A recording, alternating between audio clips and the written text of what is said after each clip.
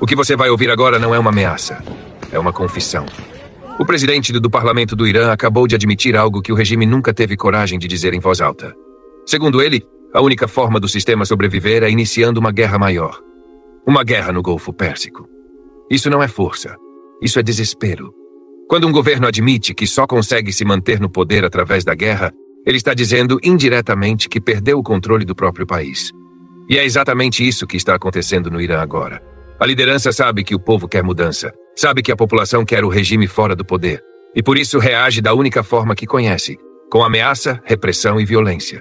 O presidente iraniano deixou claro que qualquer ataque ao líder supremo será tratado como guerra total, uma ameaça direta ao mundo.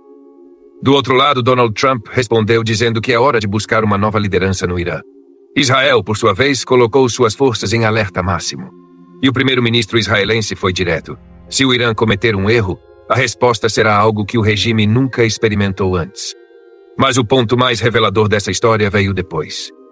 O próprio presidente do parlamento iraniano admitiu que o plano real é uma guerra prolongada, focada no Golfo Pérsico, mirando os mercados de energia, usando mísseis e ataques constantes por meses.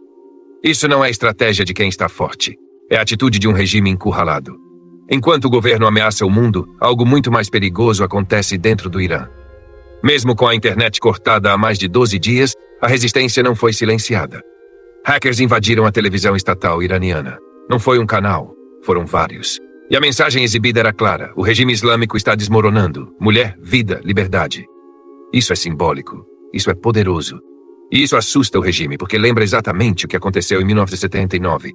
Primeiro vieram os protestos, depois as mortes, depois os funerais. E os funerais viraram novos protestos. Esse ciclo se repetiu até a queda do poder. O regime iraniano sabe disso. Por isso tenta impedir funerais, esconder corpos e silenciar famílias. Mas você não enterra milhares de mortos em segredo. Hoje, o próprio governo admite mais de 5.000 mortos. Estimativas independentes falam em números muito maiores. Talvez nunca exista uma contagem exata. Mas uma coisa é certa, essa é uma das repressões mais brutais da história recente.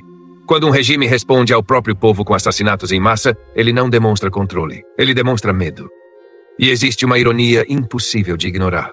Enquanto líderes do regime gritam morte ao Ocidente, eles mandam seus próprios filhos para viver nos Estados Unidos e na Europa, sob a proteção dos países que dizem odiar. Isso revela a verdade. Eles não acreditam na própria propaganda. Eles apenas usam essa narrativa para controlar quem ainda acredita. A história mostra que regimes assim não caem de um dia para o outro. Mas também mostra que, depois desse ponto, eles nunca mais voltam a ser os mesmos. O Irã chegou nesse estágio. Agora a pergunta não é se algo vai acontecer. A pergunta é quando. E qual será o custo para o mundo. Se você quer entender o que vem a seguir, não apenas o barulho superficial das manchetes, mas os movimentos reais por trás dessa crise, continue acompanhando o canal. Porque o que está acontecendo agora é só o começo.